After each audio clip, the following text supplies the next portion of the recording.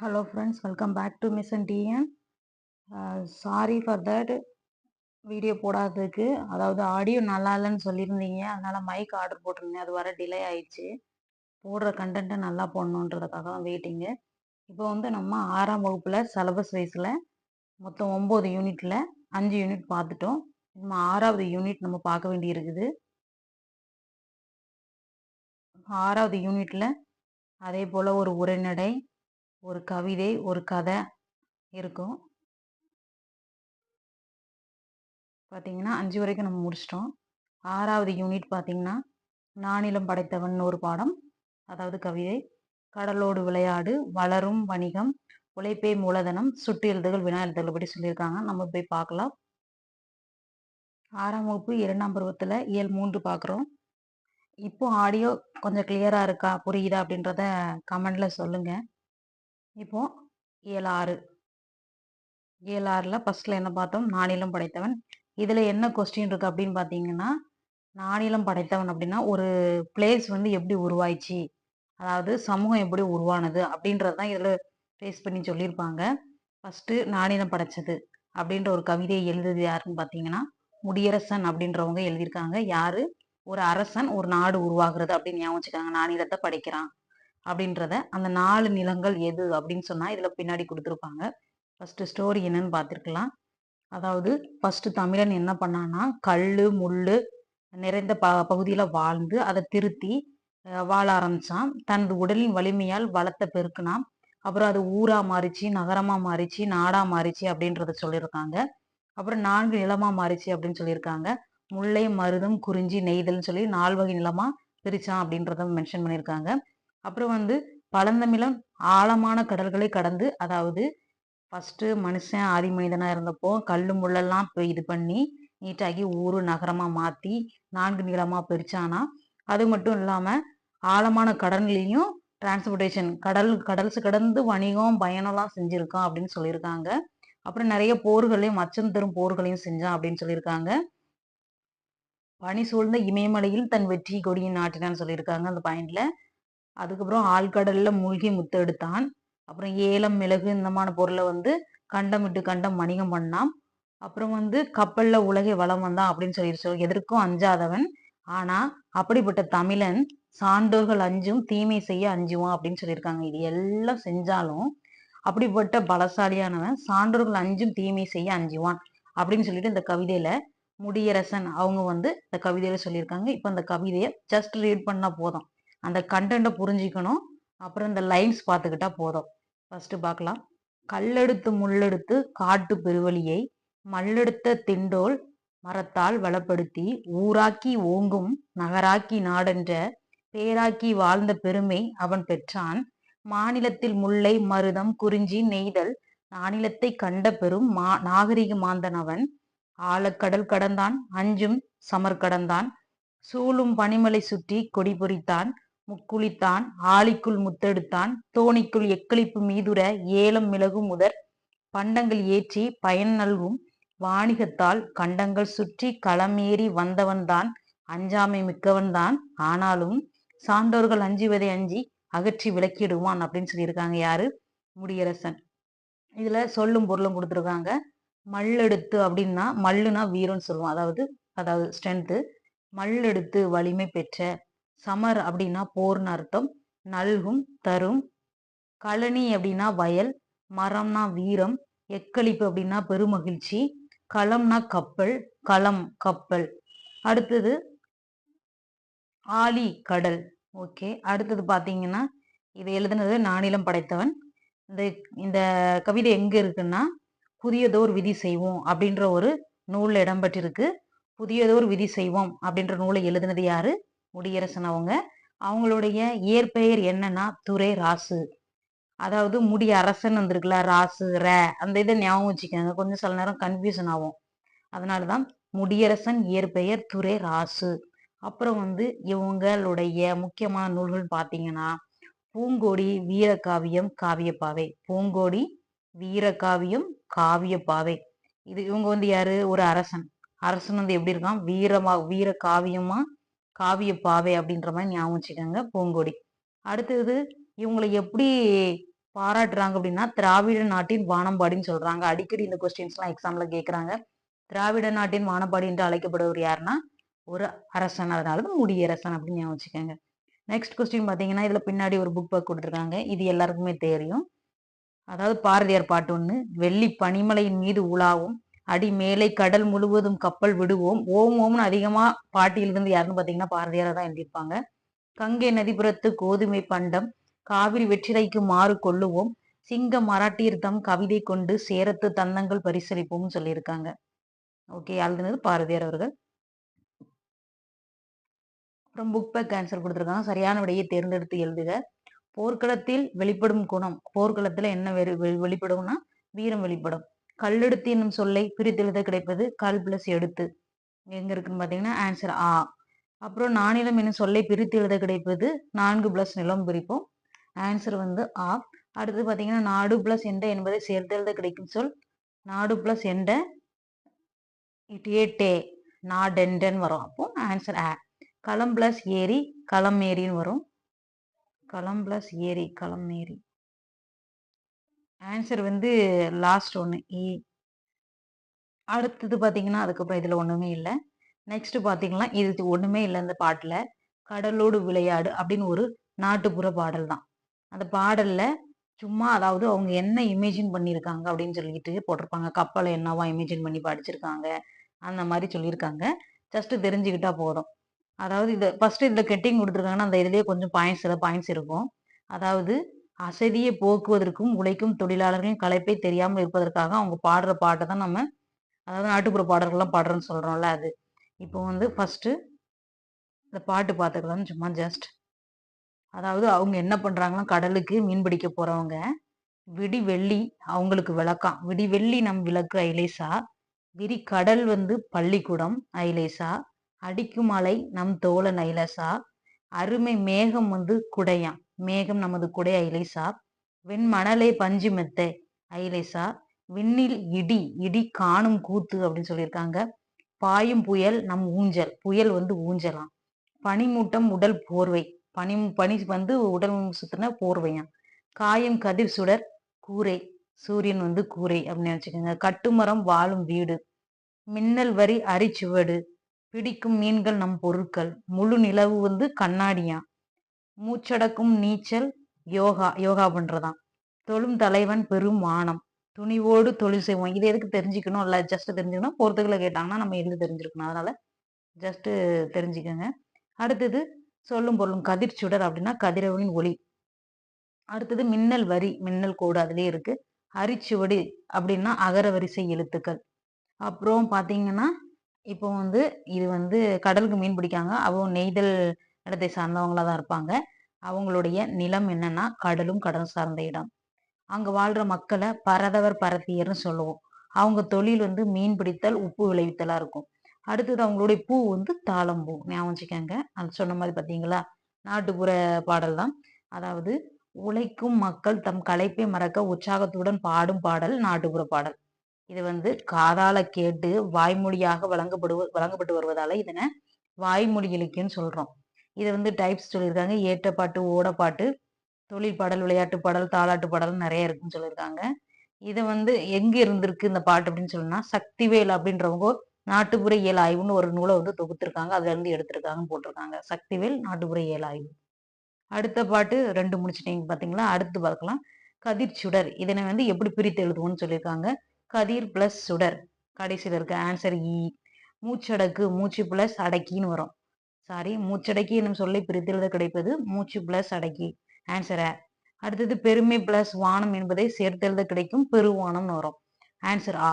அடுத்தது பாத்தீங்களா அடிக்கும் பிளஸ் அலை என்பதை சேர்த்தெழுத கிடைக்கும் சொல் அடிக்கும் அலை. அடிக்கும் பிளஸ் அலை. ஆன்சர் வந்து ஆ வரும். அடுத்தது பாத்தீங்கன்னா பொறுத்துகை கொடுத்துருக்காங்களா அப்பவே சொன்னேன்ல. விடி வெள்ளி அப்படின்னா என்னதுன்னா விளக்கு அவங்களுக்கு. மணல் வந்து பஞ்சுமெத்தை புயல் வந்து அவங்களுடைய ஊஞ்சல் பனிமுட்டம் வந்து போர்வை அப்படின்னு படித்தோம். நெக்ஸ்ட் பார்த்தீங்கன்னா வளரும் வணிகம். வளரும் வணிகம் அப்படின்னா நம்மளுடைய வணிகம் எப்படி ஸ்ப்ரெட் ஆச்சு இந்த அளவுக்கு ஒரு முன்னேற்றம் அடைஞ்சிருக்கு அப்படின்றத பழைய டைம்ஸ்ல எப்படி இருந்து இப்போ எப்படி இருக்குன்றத கொஞ்சம் சொல்லியிருப்பாங்க. இதுல வந்து லைன்ஸ் பார்க்கலாம். அடுத்தது இது பார்க்கலாம் கீழே போலாம். இதுல பாயிண்ட் பார்த்தீங்கன்னா ஒரே ஒரு பாயிண்ட் ஃபர்ஸ்ட் இந்த ஆல்ரெடி நான் அடிக்கடி சொல்றேன். எப்பவும் அதிகமா கொஸ்டின் கேட்கறது அதாவது எக்ஸாம்ல வர்றதுன்னு பார்த்தீங்கன்னா, இந்த ஒரு பிங்க் கலரோ, ரெட் கலர்ல இருக்கிறதான் கேட்குறாங்க. அதாவது இப்ப பார்க்கலாம் பொருட்கள் விற்பவரை வணிகர்ன்னு சொல்லுவோம். விக்கிறவங்கள. ஆனா வாங்குனவங்கள நுகர்வோர்ன்னு சொல்றோம் கஸ்டமர். அடுத்தது பார்த்தீங்கன்னா, பண்டமாற்று முறை. பண்டமாற்று முறைன்னா என்ன தெரியும்? பண்டத்த குடுத்து பண்டத்த வாங்குறது. அது வந்து நம்மிடம் கூடுதலாக இருக்கும் பொருள குடுத்து நமக்கு தேவையான பொருளை பெற்றுக்கொள்வது பண்டமாற்று வணிகம்னு சொல்லியிருக்கோம். இதுல இன்னொரு பாயிண்ட் முக்கியமான பாயிண்ட் நல்லா கவனிங்க. நெல்ல கொடுத்து அதுக்கு பதிலா உப்ப வாங்குனாங்களாம். அதே போல ஆட்டுப்பால குடுத்து தானியத்த வாங்குனாங்களாம். நெல்லுக்கு பதிலா உப்பு. அப்புறம் வந்து பால குடுத்து ஆட்டுப்பால குடுத்து தானியத்த வாங்குனாங்கன்று சொல்லியிருக்காங்க. இது வந்து பழைய நூல், சங்க இலக்கிய நூல்ல இருக்குன்னு சொல்லியிருக்காங்க. இப்ப வந்து பார்க்கலாம். இது எங்கெங்க இருக்குன்னு இங்க இருக்கும். ஃபர்ஸ்ட் இத தெரிஞ்சுக்கலாம். வணிகத்த வந்து பல டைப்ஸா பிரிக்கிறாங்க. ஜஸ்ட் தெரிஞ்சுக்கலாம். ரொம்ப முக்கியம் இல்ல. தரைவழி வணிகம், நீர்வழி வணிகம்னு இருக்குது. தரைவழி வணிகம்னா, மாட்டு வண்டி, எருது, குதிரை இந்த மாரி இதுல போய் விற்பனை செய்வாங்களாம். அப்படி போறவங்க வந்து வெளியூருக்கு போம்போது குழுவா போவாங்களாம். இது இவங்கள என்னன்னு சொல்லுவோம்னா, குழுவாக வணிகம் செய்ய போறவங்கள வணிக சாத்துன்னு சொல்றாங்க. அப்புறம் வந்து கடல் வழியாக கப்பல் மூலமும் பொருட்களை அனுப்புவது, வரவழைப்பது நீர்வழி வணிகம். அது தெரியும் உங்களுக்கு. பழைய காலத்துல கப்பல் வந்து நின்று போகும் இடங்கள என்னன்னு சொல்லுவோம்? துறைமுகம். அத துறைமுக நகரங்கள வந்து பட்டினம்னு சொல்லுவாங்களாம், பாக்கம்னு சொல்லுவாங்க. துறைமுக நகரம். அந்த துறைமுகம் இருக்கிற அந்த ஊர வந்து பட்டினம், பாக்கம்னு சொல்லிட்டு. அடுத்தது பார்த்தீங்கன்னா, தமிழ்நாட்டில் தலைசிறந்த இந்த பாயிண்ட் ரொம்ப முக்கியம். தமிழ்நாட்டின் தலைசிறந்த துறைமுகமாக பூம்புகார் விளங்குகிறது. எங்க? பூம்புகார். அவ்வூர் துறைமுகத்தில் பல்வேறு நாட்டு கப்பல்கள் தத்தம் நாட்டு கொடிகளோடு வந்து நிற்கும். டிரான்ஸ்போர்டேஷன் அதிகமா நடந்துச்சுன்னு சொல்லியிருக்காங்க இதுல. அதுல வந்து இங்க வந்து நெறைய வணிகம் இருக்குன்னு சொல்றாங்க. வணிகத்த டைப்ஸ் பண்ணியிருக்காங்க. அடுத்தது தனிநபர் வணிகம், நிறுவன வணிகம்னு சொல்லியிருக்காங்க. தனியா ஒரு ஆள் செஞ்சாங்கன்னா, தனிநபர், நிறுவனம்னா நெறைய பேர் சேர்ந்து, ஒன்றுக்கு மேற்பட்ட முதலீடுகள் சேர்ந்து செய்றது. அடுத்து இந்த பாயிண்ட் ரொம்ப முக்கியம் பார்க்கலாம். அதாவது தன் நாட்டுல விளைஞ்ச நெல்ல குடுத்து உப்ப வாங்குனாங்க அப்படின்றத சொல்லுற நூல் வந்து நற்றிணை. தன்னாடு விளைந்த வெண்ணெல் தந்து பிறநாடு உப்பின் கொள்ளை சாற்றி உமணர் போகலும் அப்படின்னு சொல்லியிருக்காங்க நற்றிணைன்ற நூல்ல. அப்புறம் வந்து பாலோடு வந்து கூழோடு பெயரும் அப்படின்றது வந்து பாலை கொடுத்து கூழ்னா தானியம்னு அர்த்தம். தானியத்தை எடுத்துட்டு போயிருக்காங்க அப்படின்னு சொல்லிட்டு குறுந்தொகை அப்படின்ற நூல்ல சொல்லியிருக்காங்க. இது வந்து நான் ஞாபகம் வச்சுறது பால் பருவம், பிள்ளையர் பருவம். அதனால குறுந்தொகை, குறும்புக்கார சில்றன் அந்த மாதிரி ஞாபகம் வச்சிருக்கேன். அதுக்கப்புறம் பாத்தீங்கன்னா, பொன்னோடு வந்து கரியோடு பெயரும். அப்புறம் வந்து இது வந்து பொண்ணை கொடுத்து கறியை வாங்கிட்டு போங்கன்னு சொல்லிருக்காங்க. இது வந்து அகநானூர்ல இருக்கு. அடுத்தது பாத்தீங்கன்னா, கீழே இதெல்லாம் ரொம்ப முக்கியம் இல்ல. சிறு வணிகம்னா தெரியும்ல, அந்த சின்ன கீழ வந்து காய்கறி வச்சு கூறு கூறா போட்டு வச்சு விப்பாங்கல்ல, அந்த மாரி சொல்லியிருக்காங்க. பெரு வணிகம்னு சொல்லணும்னா, நம்ம மொத்த கொள்முதல் சொல்லணும், ஹோல்சேல்ன்னு சொல்றோம்ல, அத சொல்லியிருக்காங்க. அடுத்து பாத்தீங்கன்னா, ஏற்றுமதி, இறக்குமதி. இதுல ஒரு சில பாயிண்ட் இருக்கு பார்க்கலாம். அதாவது ஏற்றுமதி அப்படின்னு சொன்னான்னா, ஒரு நாட்டின் உற்பத்தி செய்யப்படும் பொருட்களை பிற நாடுகளுக்கு அனுப்புவது ஏற்றுமதி, ஏத்தி விடுறது. அப்ப பிற நாடுகள்ல இருந்து நாம வாங்குறத இறக்குமதின்னு சொல்லுவோம். அதுல வந்து தமிழ்நாட்டுல இருந்து ஓல்டு டைம்ஸ்ல தேக்கு, மயில் தோகை, அரிசி, சந்தனம், இஞ்சி, மிளகு இந்த பொருள்லாம் ஏற்றுமதி பண்ணாங்களாம். எது? தேக்கு, மயில் தோகை, அரிசி, சந்தனம், இஞ்சி, மிளகு. அடுத்தது பாருங்க. இது வந்து சீனாவுல இருந்து இந்த பொருள்லாம் வாங்கியிருக்காங்க. அதாவது கண்ணாடி, கற்பூரம், பட்டாம். கண்ணாடி, கற்பூரம், பட்டு. அதுக்கப்புறம் அரேபியால இருந்து குதிரை. இது எல்லாருக்குமே எப்படி கேட்டாலும் தெரிஞ்சிடும். அரேபியாவில இருந்து குதிரையை வாங்கியிருக்காங்க. அடுத்து ஒரு பாயிண்ட் ரொம்ப முக்கியமான பாயிண்ட்ஸ் வருது பாருங்க. அதாவது அந்த டைம்ல இப்பவும் வந்து சீட்டிங் பண்றாங்க. லாபம் கிடைச்சா போதும், நமக்கு மணி கிடைச்சா போதும் அப்படின்ற மைண்ட் செட்ல தான் பீப்புள்ஸ் இருக்காங்க. நிறைய பேருன்னு சொல்லல, ஒரு சிலரு. ஆனா ஓல்ட் டைம்ஸ்ல எப்படி இருந்தாங்கன்னா, வணிகர்கள் வந்து தொழில் அப்படின்னு சொன்னான்னா நேர்மையா தான் இருப்பாங்களாம். கூடயும் குடுக்க மாட்டாங்க, குறையும் குடுக்க மாட்டாங்க, ஏமாத்த மாட்டாங்க. அப்படி இருந்தப்போ திருக்குறள்ல ஒரு குறள்ல சொல்லியிருக்காங்க, "வணிகம் செய்வாருக்கு வாணிகம் பேணி பிறவும் தவம் போல செய்ன்னு" சொல்லிட்டு வணிகருடைய நேர்மை பற்றி சொல்லியிருக்காங்க.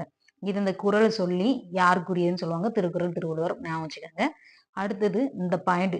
அடுத்தது ஒரு நூலு பட்டினப்பாலைன்ற ஒரு நூல்ல நடுவுன் நின்ற நன்னெஞ்சினாரே அப்படின்னு சொல்லியிருக்காங்க. இதுவும் வந்து அந்த வணிகருடைய நேர்மை பற்றி தான் சொல்லியிருக்கோம்.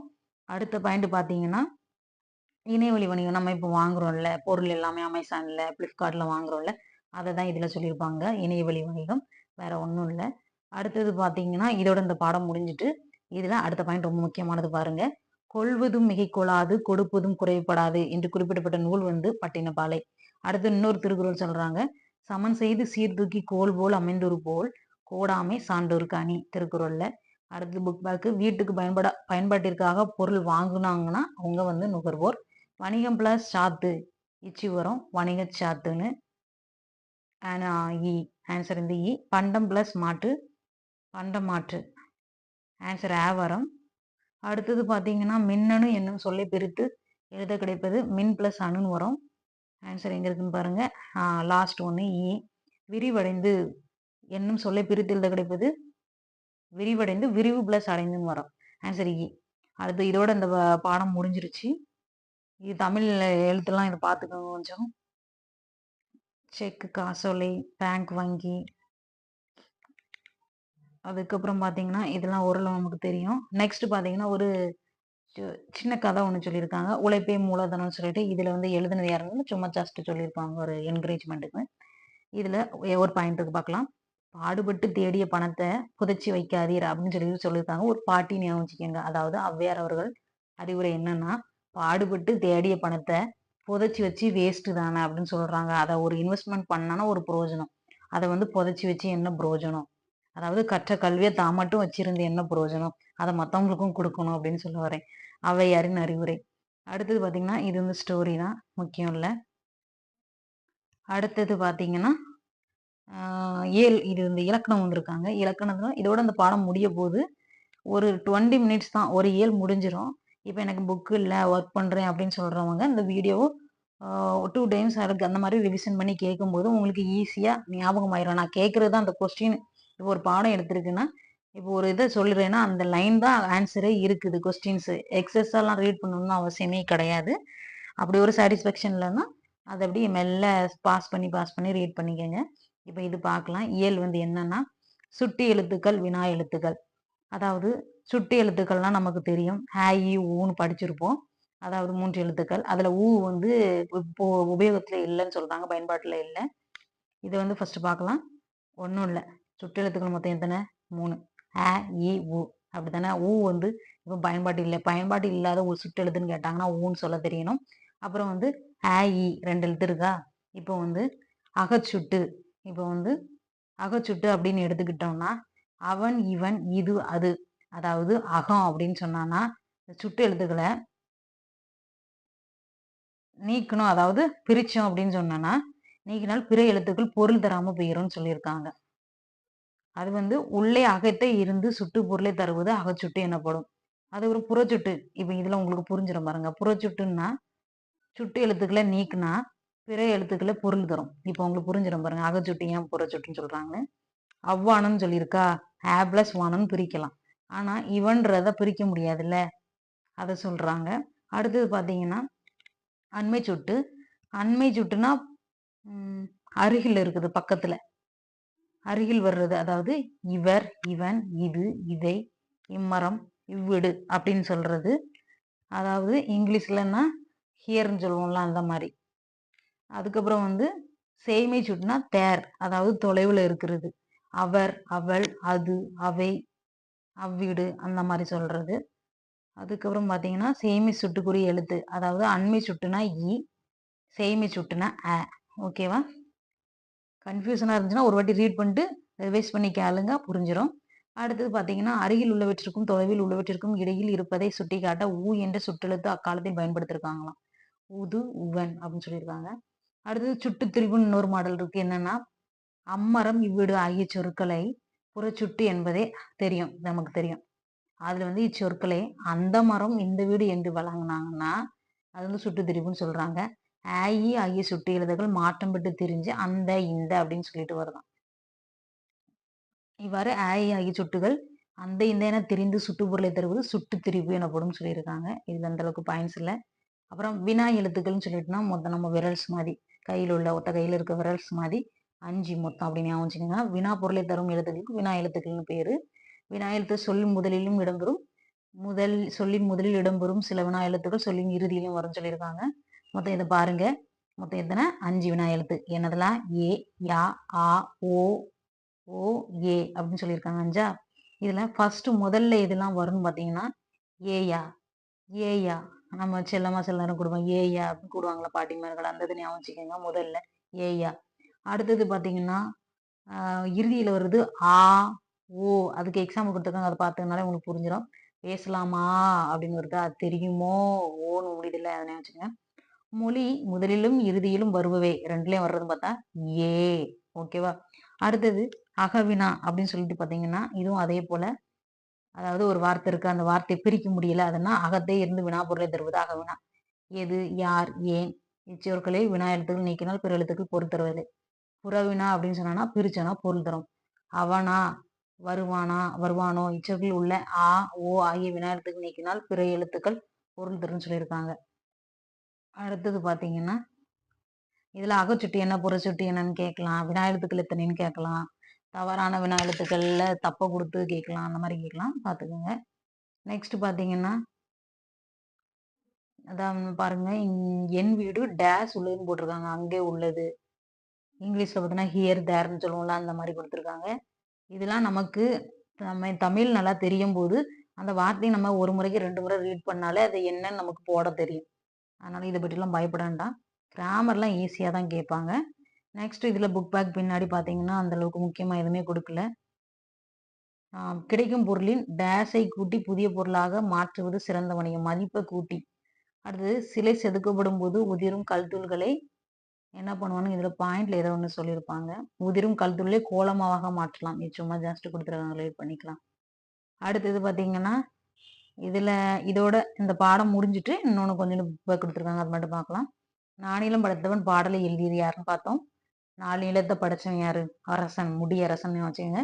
சுட்டிக்காட்ட பயன்படுது சுட்டு எழுத்து.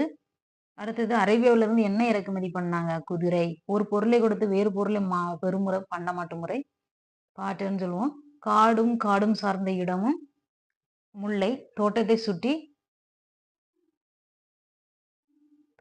சுற்றி என்ன அமைக்க வேண்டும் டேஸ் அமைக்க வேண்டும். இது சும்மா ஜஸ்ட் கொடுத்துருக்காங்க. மரம் அமைக்க வேண்டுமா இது சுத்தம் இது எதுனாலும் போட்டுக்கலாம். மீனவருக்கு மேகம் குடை பூண்டது தானே.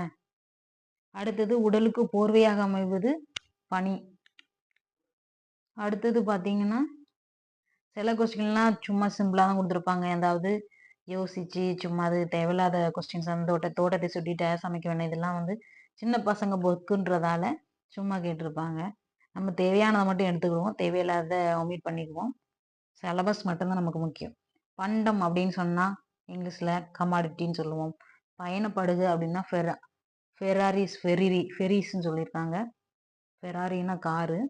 அதுக்கப்புறம் பாரம்பரியம் அப்படின்னு பார்த்தீங்கன்னா ஹெரிட்டேஜ். நுகர்வோர் கன்சியூமர் படிச்சோம்ல. கடற்பயணம் அப்படின்னா வாயேஜ். இங்கிலீஷ் மூவிலாம் வரும்ல வாயேஜ் 3rd வாயேஜ் 3 வாயேஜ்னு சொல்லுவாங்களா கடற்பயணம். தொழில் முனைவர் ஆண்டர்பிரினர்னு சொல்லுவோம்.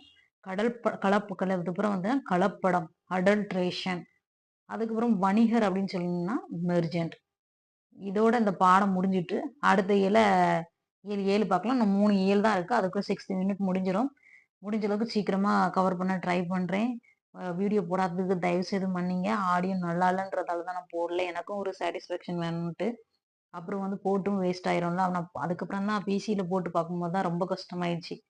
அதுக்கு முன்னாடி பிசி இல்லை அக்கா ஒர்க் பண்ணிட்டு இருந்தா அந்த சிஸ்டத்துல போட்டு பார்க்கும்போது தான் சவுண்டே இல்லை. ஐயோ இப்படி ஆயிடுச்சுன்னு ஒரு ஃபீலிங் ஆயிட்டு அதான் மைக்கு ஆர்டர் போட்டிருந்தேன். அது வர டிலே ஆயிடுச்சு. Sorry for that. ஏதாவது ஒன்று புரியலை அதாவது கேட்கல அப்படின்னா கமெண்ட்ல சொல்லுங்க. நான் திருத்திக்கிறேன். கமெண்ட்டுகள் வரவேற்கப்படுகிறது. தேங்க்யூ ஃபார் அப்புறம் சப்போர்ட் பண்ணுங்க. தேங்க்யூ ஃபார் வாட்சிங்.